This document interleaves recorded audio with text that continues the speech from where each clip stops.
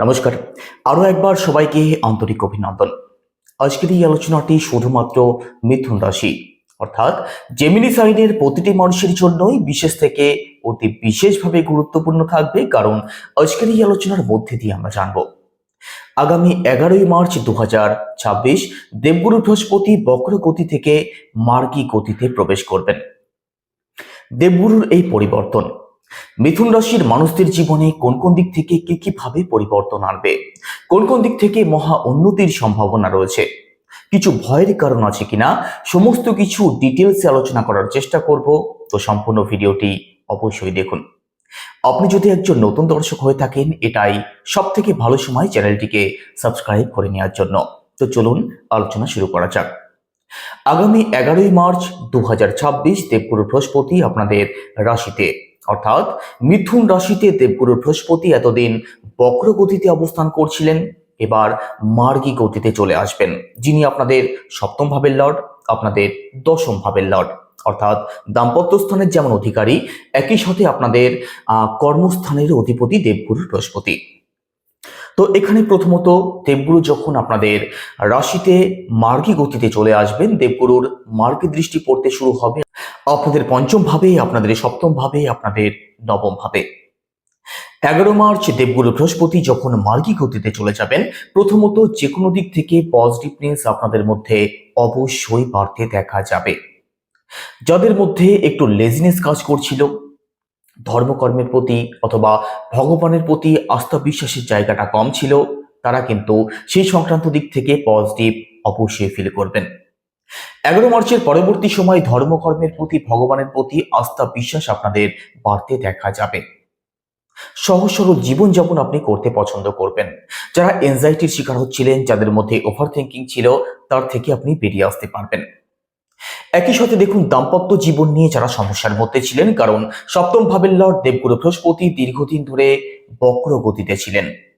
দাম্পত্য জীবনের দিক থেকে যারা সাপোর্ট পাচ্ছিলেন না, দাম্পত্য সংক্রান্ত দিক নিয়ে প্রবলেম ছিল, তার থেকে বেরিয়ে আসতে পারবেন। একই সাথে কর্মজীবন নিয়ে যারা সমস্যার মধ্যে ছিলেন, কর্মজীবনে উন্নতির জায়গাটা কোনোভাবেই পাচ্ছিলেন না, কর্মক্ষেত্রে অকারণ প্রবলেম তৈরি হচ্ছিল, তার থেকেও কিন্তু নিশ্চিতভাবে আপনি বেরিয়ে আসতে পারবেন। দেবগুরু বৃহস্পতির দিক থেকে সাপোর্ট আপনি অবশ্যই পাবেন। তো যে কোনো প্রতিকূলতাকে আপনি খুব সহজেই জয় করতে পারবেন, বাধা বিপত্তিগুলো আপনাদের কেটে যাবে। তো দাম্পত্য জীবনে যেমন সুখ শান্তি ফিরবে, কর্মজীবনের দিক থেকেও উন্নতির পূর্ণ সম্ভাবনা থাকবে। কর্মজীবনে আপনাদের সুনাম সম্মান বৃদ্ধির সম্ভাবনা অবশ্যই তৈরি করবেন দেবগুরু বৃহস্পতি। তো কর্মপ্রাপ্তি আপনাদের হতে পারে, কর্মজীবনে বড় কোনো অ্যাচিভমেন্ট, বড় কোনো সাকসেস আপনাদের প্রাপ্তির পূর্ণ সম্ভাবনা থাকবে। বিশেষ করে যারা প্রমোশনের অপেক্ষা করছেন, দীর্ঘদিন ধরে কোনোভাবেই হচ্ছে না, তাদের জন্য 11 মার্চের পরবর্তী সময়টা অতি উত্তম থাকবে। এখানে 11 মার্চের পরবর্তী সময় দেবগুরু যখন মার্গী গতিতে চলে যাবেন, তো দেবগুরুর মার্গী দৃষ্টি পড়বে আপনাদের পঞ্চম ভাবে। পঞ্চম ভাব অর্থাৎ আমাদের রিলেশনের জায়গা, আমাদের এডুকেশনের জায়গা, আমাদের জ্ঞান বুদ্ধির জায়গা।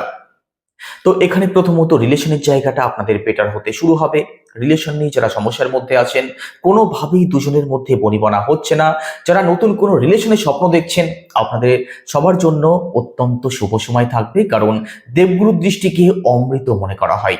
পঞ্চম ভাবে দেবগুরুর এখানে দৃষ্টি পড়ছে, বিশেষ করে মার্গী দৃষ্টি পড়ছে, মানে এতদিন পড়ছিল বক্র দৃষ্টি, এবার মার্গী দৃষ্টি পড়বে, মানেই নতুন রিলেশন যেমন তৈরি হতে পারে, তেমনি রিলেশনের দিক থেকে আপনাদের মধুরতা বৃদ্ধি পাবে, তার পূর্ণ সম্ভাবনা তৈরি হবে।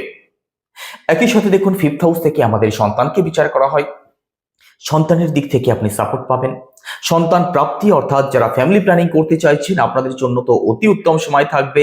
একই সাথে সন্তানকে নিয়ে যারা সমস্যার মধ্যে আছেন, সন্তানের স্বাস্থ্য নিয়ে, সন্তানের কেরিয়ার নিয়ে, অথবা সন্তান সংক্রান্ত যে কোনো বিষয় নিয়ে যারা সমস্যার মধ্যে আছেন, তার থেকে নিশ্চিতভাবে বেরিয়ে আসতে পারবেন, অথবা কোনো একটি পথ আপনি অবশ্যই খুঁজে পাবেন। সন্তানের দিক থেকে বড় কোনো সাকসেস, বড় কোনো সুখবর আপনি পেতে পারেন 11 মার্চের পরবর্তী সময়টাতে। একই সাথে দেখুন এখানে পড়াশোনা সংক্রান্ত দিক থেকেও আপনি সাপোর্ট পাবেন। পড়াশোনা অর্থাৎ বিদ্যার্থী যারা আছেন, জ্ঞান বুদ্ধির জায়গাটা বিদ্যার্থীদের বাড়তে দেখা যাবে, সঠিক জায়গাতে সঠিক বুদ্ধি কাজে লাগাতে পারবে। তো এডুকেশনের দিক থেকে কিন্তু সাপোর্ট পেতে শুরু করবে, কারণ এতদিন দেখুন জ্ঞানের কারক দেবগুরু বৃহস্পতি বক্র গতিতে ছিলেন। তো জ্ঞান বুদ্ধি কিন্তু ঠিকঠাক ভাবে কাজে লাগাতে পারছিলেন না মিথুন রাশির বিদ্যার্থীরা। পরিকল্পনা অনেক কিছু করছিলেন, তবে সেটা সফল করতে পারছিলেন না। এবার করতে পারবেন 11 মার্চের পরবর্তী সময়টাতে। দেবগুরুর অমৃত দৃষ্টি অর্থাৎ দেবগুরুর মার্গী দৃষ্টি আপনাদের সপ্তম ভাবে পড়বে। সপ্তম ভাবের লর্ড হয়ে সপ্তম ভাবেই দৃষ্টি ফেলবেন। তো দাম্পত্য জীবনের কথা তো প্রথমেই বললাম, দাম্পত্য জীবন আপনাদের পজিটিভ হতে দেখা যাবে। নতুন সম্বন্ধ আপনাদের আসতে পারে, বিশেষ করে যাদের জন্য নতুন সম্বন্ধ দেখা হচ্ছে, পাত্রপাত্রী যাদের জন্য দেখা হচ্ছে, তাদের নতুন সম্বন্ধ আসতে পারে। এমনকি সেই সম্বন্ধ পাকা কথাবার্তা পর্যন্ত করাতে পারে, 4 হাত 1 হতে পারে, সেই সম্ভাবনা তৈরি হবে মিথুন রাশির মানুষদের জন্য। পার্টনারশিপ যারা করেন, ব্যবসার সাথে যারা যুক্ত আছেন, আপনারাও কিন্তু সাপোর্ট অবশ্যই পাবেন। পার্টনারশিপ করে যারা ঠকে যাচ্ছিলেন, পার্টনার ধোকা দিচ্ছিল অথবা পার্টনারশিপ করে সেই মজার বিষয়টা পাচ্ছিলেন না, এবার ব্যবসা হোক কিংবা পার্টনারশিপ, আপনি পজিটিভ রেজাল্ট অবশ্যই পাবেন। তো ব্যবসার দিক থেকে উন্নতির পূর্ণ সম্ভাবনা থাকবে। 11 মার্চের পরবর্তী সময় ব্যবসাতে নতুন কিছু অ্যাড অন যদি করতে চান, আপনি অবশ্যই করতে পারেন। আর এটাই ব্যবসাকে বড় করার একটা আদর্শ সময়। দেবগুরুর অমৃত দৃষ্টি আপনাদের নবম ভাবে পড়বে। নবম ভাব অর্থাৎ আমাদের ভাগ্যস্থান। দেবগুরু আমাদের ভাগ্যের কারক। তো ভাগ্যের কারক হয়ে ভাগ্যস্থানে দৃষ্টি ফেলছেন। তো ভাগ্যের দরজা কিন্তু খুলতে দেখা যাবে। এতদিন কোনো কিছু চাহিদা আপনাদের মধ্যে ছিল, সেই চাহিদা পূরণ আর হচ্ছিল না। স্বপ্ন দেখছিলেন, সেই স্বপ্ন পূরণ হচ্ছিল না। 11 মার্চের পরবর্তী সময় আপনি অবশ্যই দেখবেন সেই স্বপ্নগুলো পূরণ হতে দেখা যাবে হঠাৎ করে। আপনি আপনার জীবনের ভাগ্যের সাপোর্ট পেতে শুরু করবেন। আপনার বাবার সাপোর্ট পেতে শুরু করবেন। মিথুন রাশির মানুষদের বাবার সাথে কিন্তু সেইভাবে বনিবনার জায়গাটা ভালো ছিল না, অথবা বাবার দিক থেকে যে কোনো বিষয় নিয়ে প্রবলেমের মধ্যে আপনাদের থাকতে হচ্ছিল, সেই দিক থেকে আপনি সাপোর্ট পেতে শুরু করবেন। বাবার আশীর্বাদ আপনি পেতে শুরু করবেন। 11 মার্চের পরবর্তী সময়ে হঠাৎ করেই লং ট্রাভেল আপনাদের হতে পারে, কোনো স্পিরিচুয়াল ট্রাভেল হতে পারে, কোনো ধার্মিক ক্রিয়াকলাপের সাথে আপনি যুক্ত হতে পারেন, কোনো স্পিরিচুয়াল ট্রাভেলে আপনি যেতে পারেন। ভাগ্যের দিক থেকে সাপোর্ট পাবেন। তো এই সময় কোনো কাজের শুভারম্ভ, কোনো ব্যবসার শুভারম্ভ আপনাদের জন্য পজিটিভ ফলদায়ক হতে পারে। তবে আপনাদের নবম ভাবে রাহু অবস্থান করছেন, এটা কিন্তু ভুলে গেলে চলবে না। যে কোনো ডিসিশন, যে কোনো বড় ইনভেস্টমেন্ট একটু ভাবনা চিন্তা করে তবেই করার চেষ্টা করবেন, না হলে কিন্তু প্রবলেম তৈরি হতে পারে। রাহু আপনাদেরকে ভুল পথে চালিত করতে পারে। নিজের ভেতরে যে জ্ঞান আছে সেই জ্ঞানের অপব্যবহার করতে যাবেন না, না হলে কিন্তু আপনি ফেঁসে যাবেন। কারণ দেবগুরুর প্রভাব যখন রাহুর সাথে মিশে যায়, তখন কিন্তু অনেক অংশে মানুষ জ্ঞান পাপী হয়ে যায়। তো জ্ঞানের অপব্যবহার করতে শুরু করে, আর যার জন্য মানুষের সুনাম সম্মানেরও কিন্তু হানি ঘটতে দেখা যায়। তো এই সমস্ত বিষয়গুলো একটু মাথায় রাখার চেষ্টা করবেন। বাদ বাকি দেবগুরু যখন মার্গী গতিতে চলে যাবেন, আপনাদের জীবনে হঠাৎ করে বড় কোনো সুযোগ আসতে পারে, হঠাৎ করে বড় কোনো সাকসেস আপনাদের প্রাপ্তি হতে পারে। আর যেগুলো বললাম, সন্তানের দিক থেকে, দাম্পত্য জীবনের দিক থেকে, রিলেশনের দিক থেকে সাপোর্ট আপনি অবশ্যই পাবেন, আর নিশ্চিতভাবে পাবেন।